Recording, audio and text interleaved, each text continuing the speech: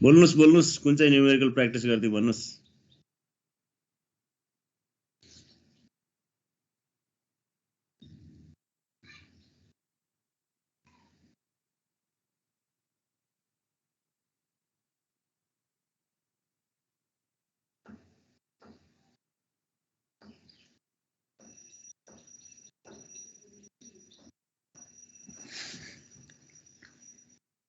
खै त सबैहरु बोल्नु जस्तो लाग्यो मलाई। ए तपाईलाई मैले 11 नै सुरु गर्दिए है त।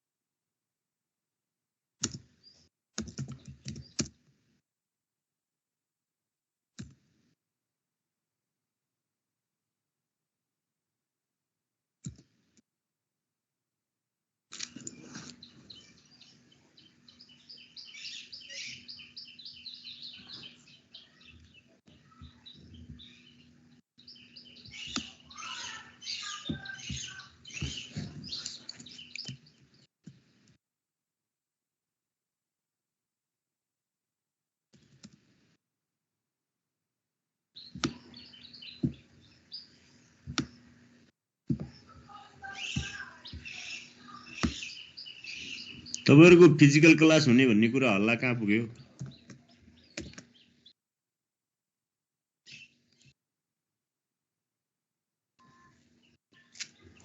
नोटिस आइरहेको थियो 1 गतेदेखि भनेर। खै त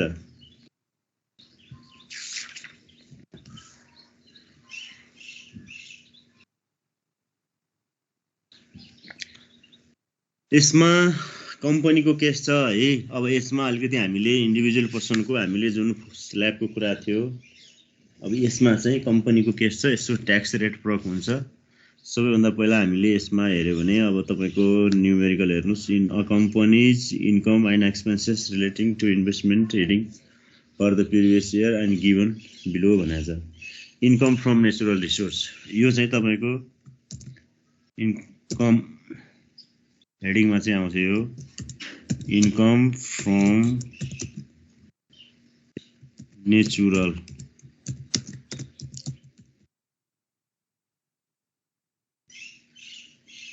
रिसोर्सेस यसमा 1,70,000 दिएको छ, डिभाइड बाई नेट भनेको छ, इन्टु 100 गरिदिनुस्। यो कति हुन्छ? 15, 15, 30 भनेको 2 लाख हुन्छ।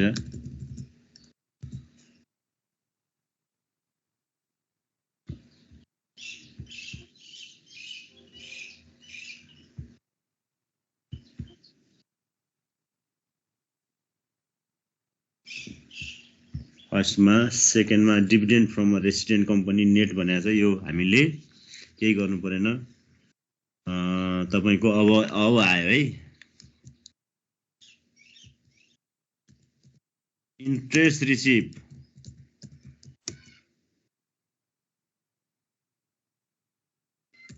On bank deposit. अब यसमा कम्पनीको भयो भने यो चाहिँ ट्याक्सेबल हुन्छ।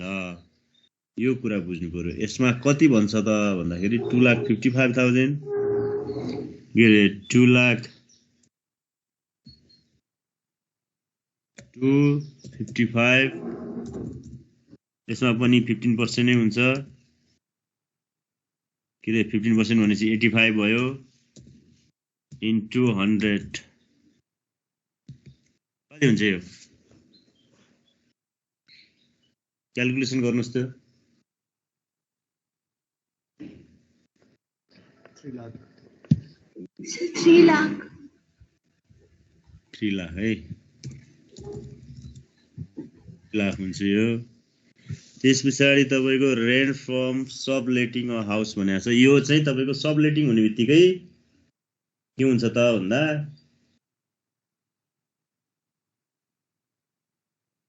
के हुन्छ त यो ट्याक्सेबल इन्कम हुन्छ है कम्पनीले रेन्ट फ्रम सबलेटिङ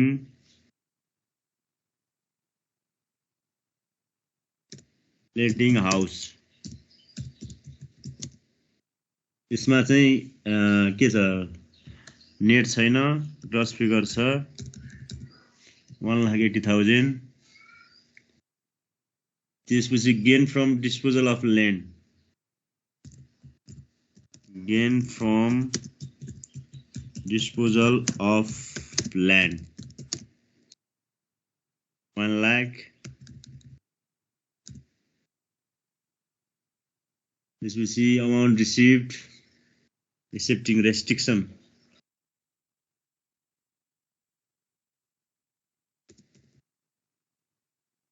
received from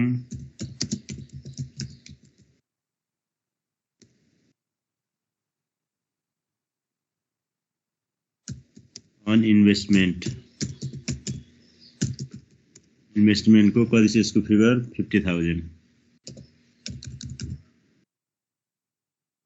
50,000 यसमा अरु कुनै इन्फर्मेसन छैन इन्कम सँगले loss on disposal of securities को कुरा भयो expenses from natural resources donation to protect cultural heritage यो डोनेसन कुरा rent to the house of let out यो एक्सपेन्सेस को कुरा आयो interest collection loss on disbursement 6 year commission to agent the subletting house 10,000 the company had earn the assessable income from business भनेर आयो यो चाहिँ आएन भनेपछि gross income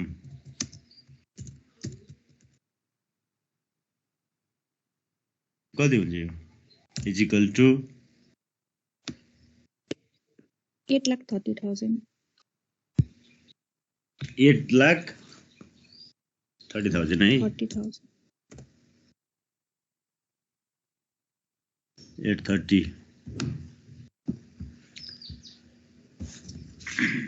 gain from disposal of land हजुर gain from disposal of land पनि दिएको छ sir क्वेशनमा gain from disposal land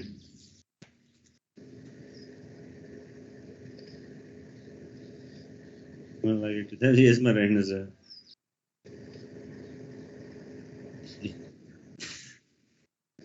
EP 11 को हैन हजुर gain sir from disposal of land छैन है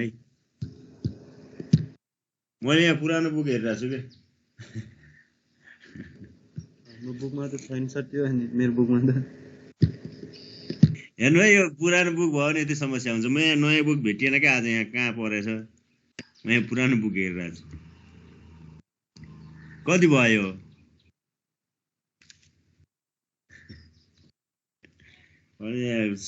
उसमै जानु पर्यो 1,00,000 अस्मिताको चाहिँ हजुर अब 7,30,000 भयो 7,30,000 भयो है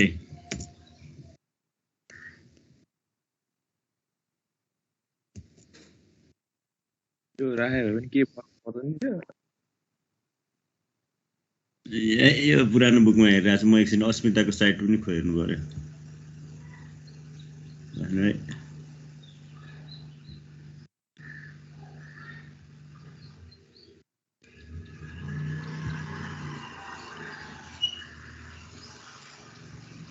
सर हजुर हाम्रो कलेज कहिलेबाट खुल्ने भयो त्यही सोधिरहेको थिएँ मैले अघि तपाईँहरूलाई नै अस्ति त त्यो नोटिसमा चाहिँ आश्विन 1 गतेबाट खुल्न भनेको थियो होइन हाम्रो कलेजले चाहिँ केही नोटिस दिएको छैन अहिलेसम्म दिएन मैले पनि त्यही सोधिरहेको थिएँ तपाईँहरूलाई कसरी आएछ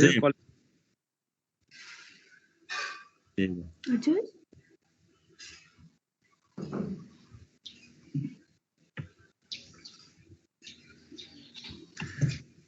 थाहा नै भएन कलेज रहेनस् है नयाँ बुकमा चाहिँ ल्यान्ड रहेनछ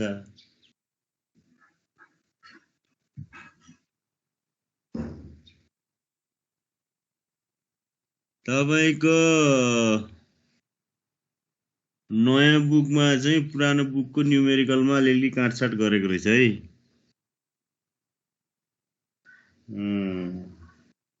नयाँ पुरानो बुकमा लस अन डिस्पोजल सेक्युरिटिज भनेर लेखेको रहेछ, यसमा चाहिँ रहेनछ।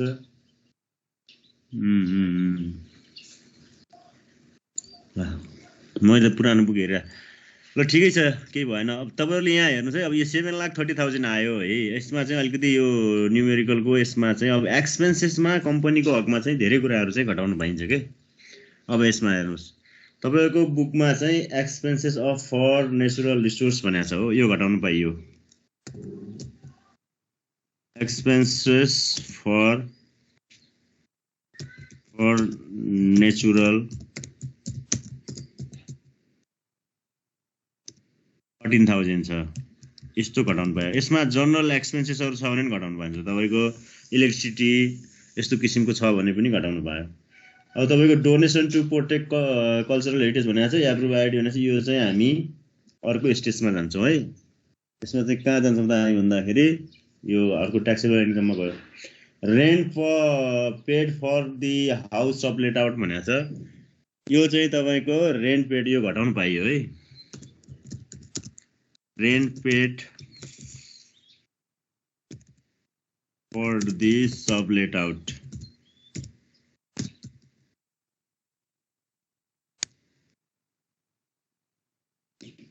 सब लेट आउटको कुरा छ,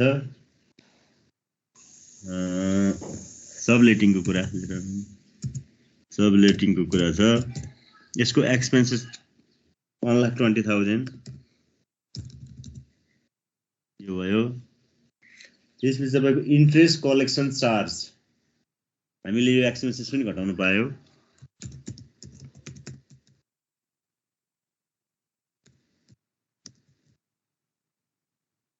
$1,000। त्यसपछि तपाईँको loss on investment last 6 years भनेको छ, यो अहिले हामी घटाउँछौँ यसमा। Commission to agent for subletting house, के हुन्छ यो पनि घटाउनु पायो है। Commission to agent for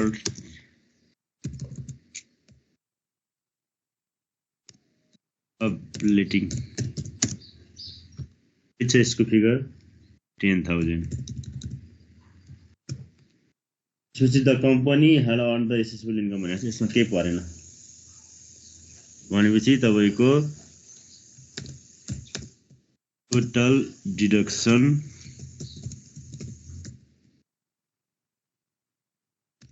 equal to 1,44,000।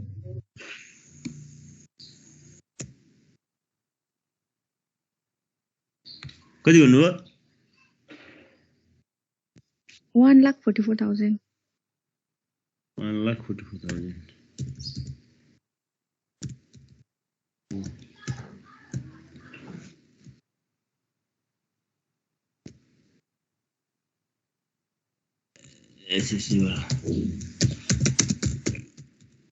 Income from investment before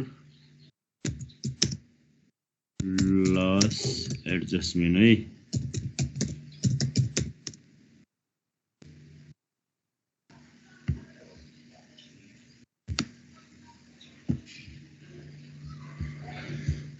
less loss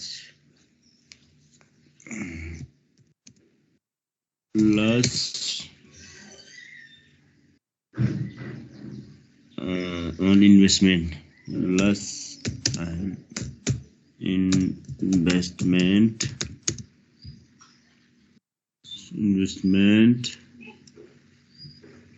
loss on investment last कति इयर भनेको छ यो? Last 6 year.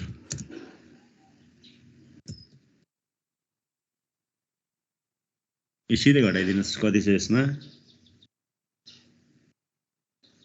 40,000 हो।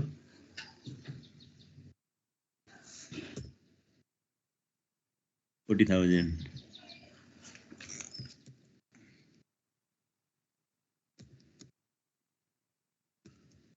income from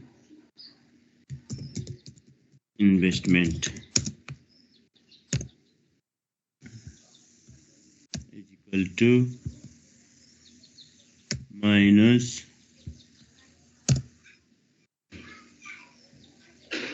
होइन मिस्टेक भयो यसमा त यो घटाउनै बाँकी नै छ नि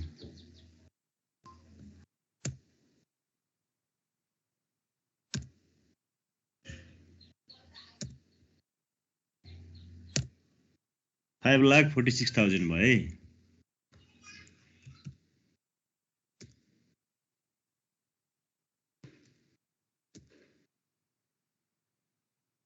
अब यसपछि हामी ट्याक्सेबल इन्कम बी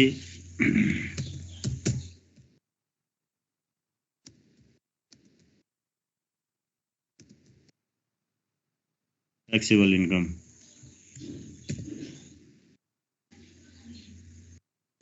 यसमा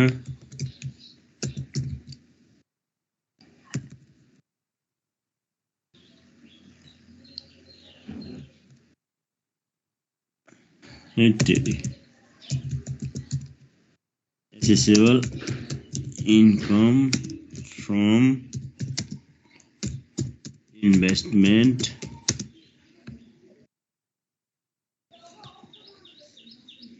$5,46,000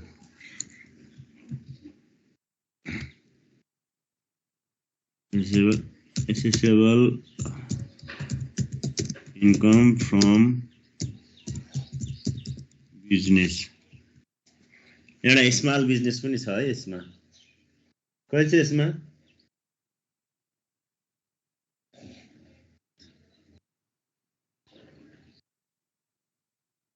20 लाख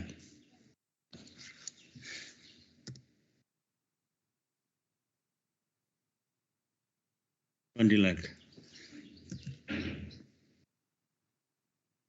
total assessable income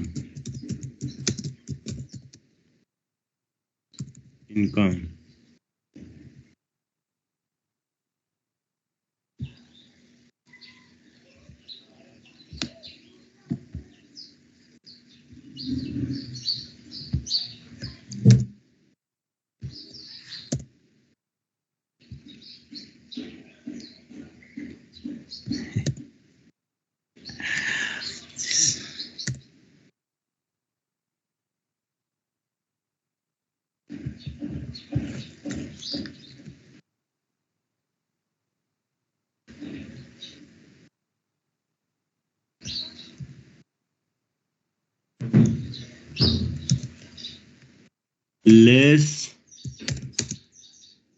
के छ यसमा रिटायरमेन्ट फन्ड छ छैन यसमा एउटा आइटम छ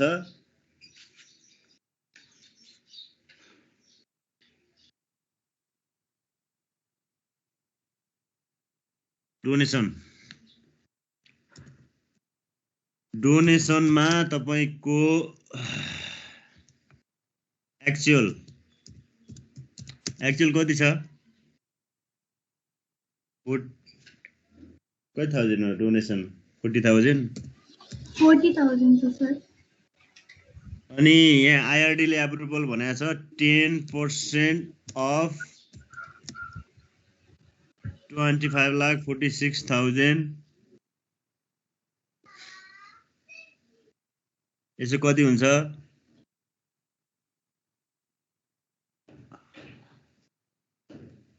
अनि अर्को म्याक्सिमम 10 लाख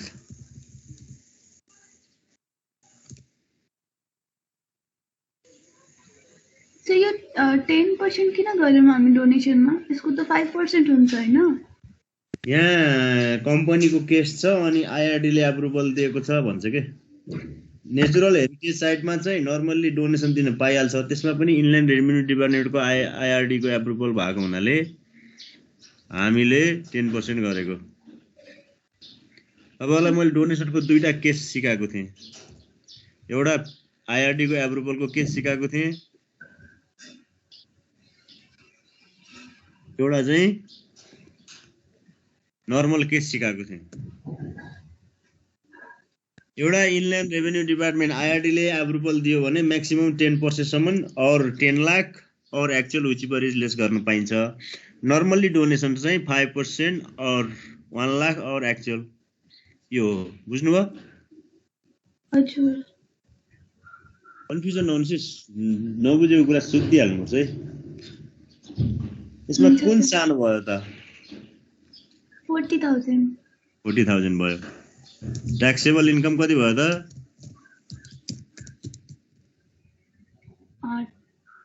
2,14,000 सरी यदि भयो है।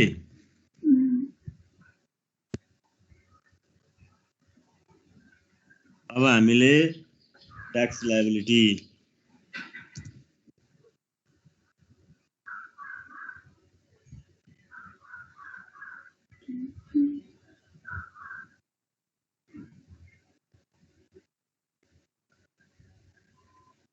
अब यो के हो त? कम्पनीको केस हो। यसमा शेयरको केस पनि छैन, ल्यान्ड एन्ड बिल्डिङको केस पनि, क्यापिटल गेन ट्याक्सको कुनै आइटम छैन। भनेपछि हामीले यसलाई सिधै के गर्नु पर्यो त भन्दा के गर्नु पर्यो? यसलाई RS 2506 @25%। कम्पनीको केस छ, नर्मल कम्पनीको केस छ। यसमा कति हुन्छ यो भन्नु त?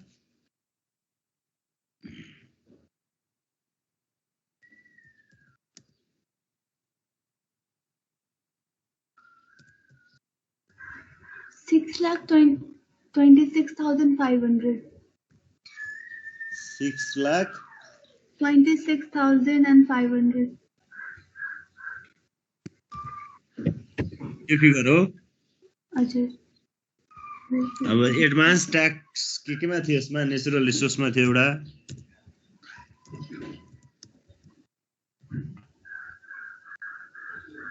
अनि अर्को एउटा केमा थियो?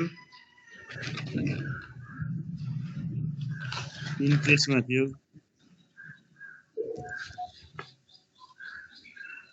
कति थियो?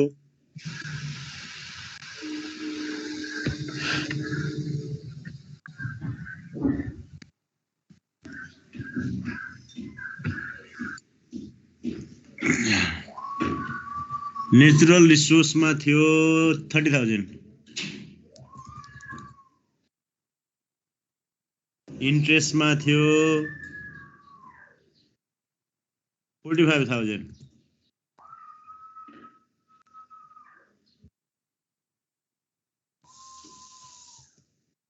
टोटल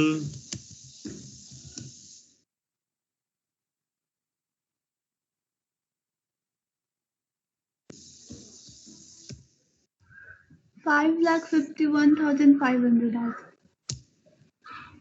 मिल्यो कि मिलेन एकचोटि चेक गर्नुहोस्। यो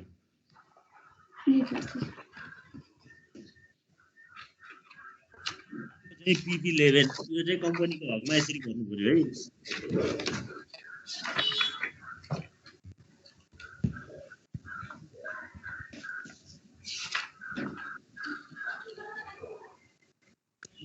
मिल्यो सर, मिलिरहेछ।